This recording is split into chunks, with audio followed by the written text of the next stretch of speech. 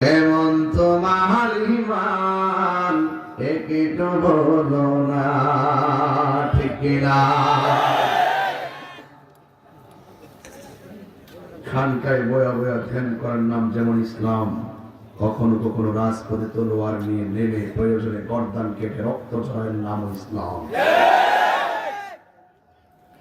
আমরা খানকা নির্ভর হয়ে গেছি, পীর কেন্দ্রিক ভাগ হয়ে গেছি, যার যার মুরিদে আলাদা আলাদা আছি। সময় মতো আমরা একসঙ্গে মাঠে নামতে পারি না। এই জন্য ইসরায়েলের মতন ৮০ লাখ ইহুদি গুন্ডারা কোটি কোটি মুসলমানদেরকে বিদ্যাগুণ দেখিয়ে মুসলমানদেরকে মারার সাহস পাইছে।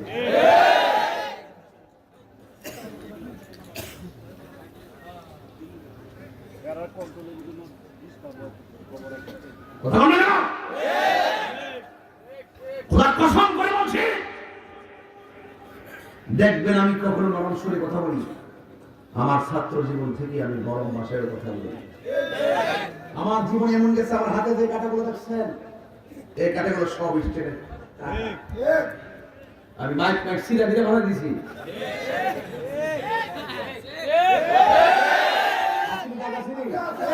এই দাগ সব স্টেনের মাইকের দাগ, এগুলা ফালাইছি তো হারিয়ে গেছে গা। ওই জামান দেখতে পারতাম।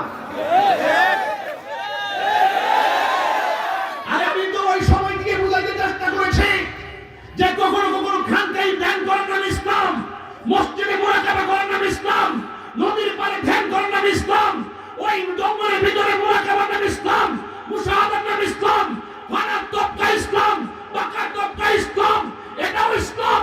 আবার কখনো কখনো কেউ যদি ইসলামের বিরুদ্ধে, কোরআনের বিরুদ্ধে, আল্লাহর জাত এবং সিফাতের বিরুদ্ধে কথা বলে, তাদের বিরুদ্ধে রাজপথে তলোয়ার নিয়ে নেমে যাওয়ার নামও ইসলাম।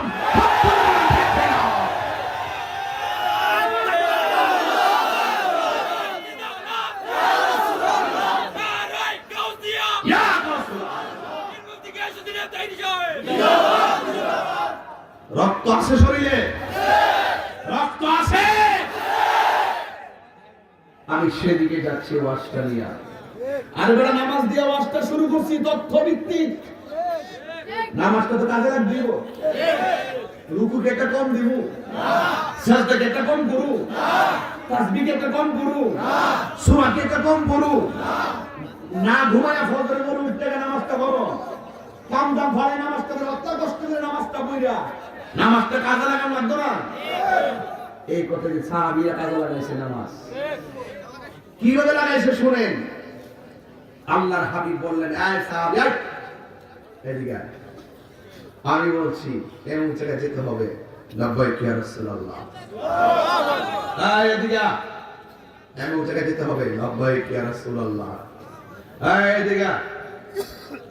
যেইভাবে সিরিয়াল লাগাইনা দিচ্ছে, ঠিক সেই সিরিয়াল মোতাবেক প্রথম যারে বলছিল সেই লোকটাই জিহাদের ময়দানে শহীদ হয়ে গেল।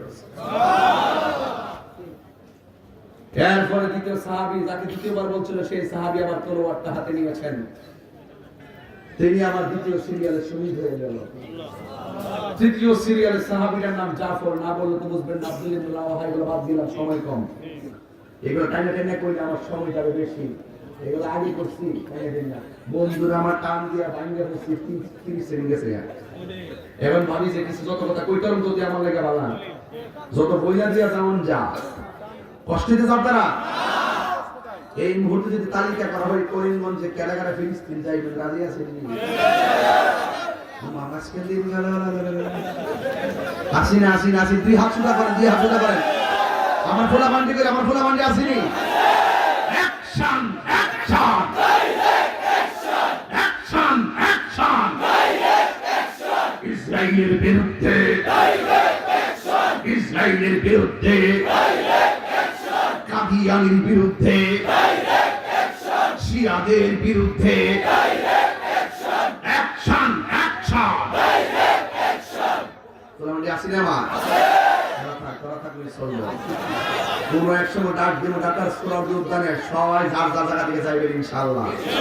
রাজি আছেন ইনশাআল্লাহ? সেই দিন হবে সুন্নিয়তের গণজোয়ার। এই জোয়ারকে সেই দিন থেকে আর কিয়ামত পর্যন্ত কেউ দাঁড়িয়ে রাখতে পারবে না। কারণ সুন্নি জামাত রিয়েল ইসলামকে লালন করি।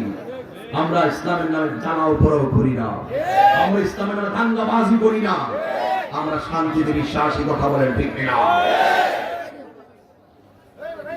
আমার যুবক ভাইয়েরা, আমার মুরব্বী বাবাজিরা,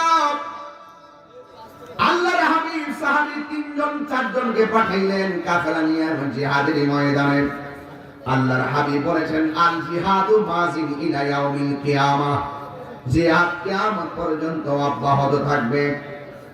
জাফর রাদিয়াল্লাহু তাআলা আনহু তার হাতের মধ্যে তরবারটা নিয়েছে। আপনারা জবান খুলে বলেন, সাহাবায়ে কেরামের গায়ের ভিতরে গায়ের জোর না বেলায়েতের জোর? এই বেলায়েতের জোর নিয়ে সাহাবী যুদ্ধের ময়দানে চলে গেছে, কিন্তু তার সঙ্গে কোনোভাবেই অন্যান্য কাফেররা পেরে উঠতে পারতেছে না।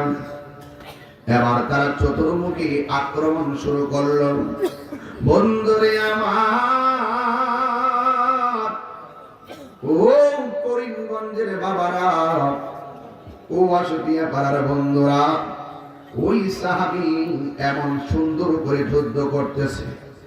ডানে কেউ আসলে তাকে কতল করে ফেলে, বামে কেউ আসলে কতল করে ফেলে, সামনে কেউ আসলে কতল করে ফেলে, পিছন দিক দিয়ে আসলে ঘোরায়া কতল করে ফেলে। কাফেররা সিদ্ধান্ত নিল, 2টা সেনাপতিকে শেষ করছি, তারা শেষ করতে পারলে আমরা বিজয় পেয়ে যাব। এবার 4 দিক দিয়ে চতুর্মুখী একটা আন্দোলন শুরু করলো। একটা মানুষ ডানে তাকাইব না বামে তাকাইব। এবার চতুর্দিক দিয়ে আক্রমণ যখন শুরু করেছে, ওই সাহাবীটা আমার নবীর কেমন ভালোবাসতো, নবীর জবানের কথার কত মূল্যায়ন করত, জীবনটার তুচ্ছ মনে করেছে, শাহাদতের পানিটারই শ্রেষ্ঠ মনে করেছে। এই সাহাবী হাতের মধ্যে তলোয়ার নিয়ে কোনোভাবেই বাদ দিতে না, এমন ভাবে ব্যাট দিছে। একটা বিয়াদব সাহাবী জাফরের ডান হাতের মধ্যে একটা কোপ মারছে। কোপটা মারার পরে অর্ধেকটা হাত একটা ঝুলে লাগিয়েছে, আর তলোয়ারটা ডান হাত দিয়ে আলগাইতে পারে না। বাম হাতের মধ্যে তলোয়ারটা নিছে, বাম হাতের মধ্যে তলোয়ারটা লইয়া যুদ্ধ করতেছে, কিন্তু ডান হাতটা যে অর্ধেকটা কেটে গেছে, এই হাতটা এমনি ঝুলতেছে। এই ঝুলার কারণে তার যুদ্ধ করতে অসুবিধা হইতেছে। বন্ধুরে, এই সাহাবী আমার নবীর কথার কত গুরুত্ব দিছে। ওই দরকার হয়ে মরে যাব, যুদ্ধের মাঠ থেকে পলায়ন করব। ডান হাতটা যখন চলতেছে, বাম হাতটা দিয়ে যুদ্ধ করতে অসুবিধা হইতেছে। এই হাতটারে কি করব? পায়ের তলায় ডান হাতটারে ফলাইয়া সাহাবী নিজের হাতটারে নিজে টান দিয়া ছিঁড়া ফলাইছে। জোরে জোরে করল, 3 বার করল আল্লাহু আকবার। এই ব্যাখ্যা আমি কি দিব? ও নবী কেমন ভালোবাসতো সাহাবীরা দিনকে। আজকে আমরা দিন ভালোবাসতে জানি না, কোরআন পড়তে জানি না, আল্লাহর জিকিরটাও স্বাধীনভাবে মুক্ত মনে অন্তর থেকে করতে জানে। শুধু দুনিয়া দুনিয়া দুনিয়া দুনিয়া, এই দুনিয়া ছেড়ে একটা কথা গাড়ি বাজান, আমার কোনটা ঠিক আছে বাজান। এ দুনিয়া ছেড়ে চলে যাবেন একদিন, ছয় এ দুনিয়া একদিন মায়ারি বা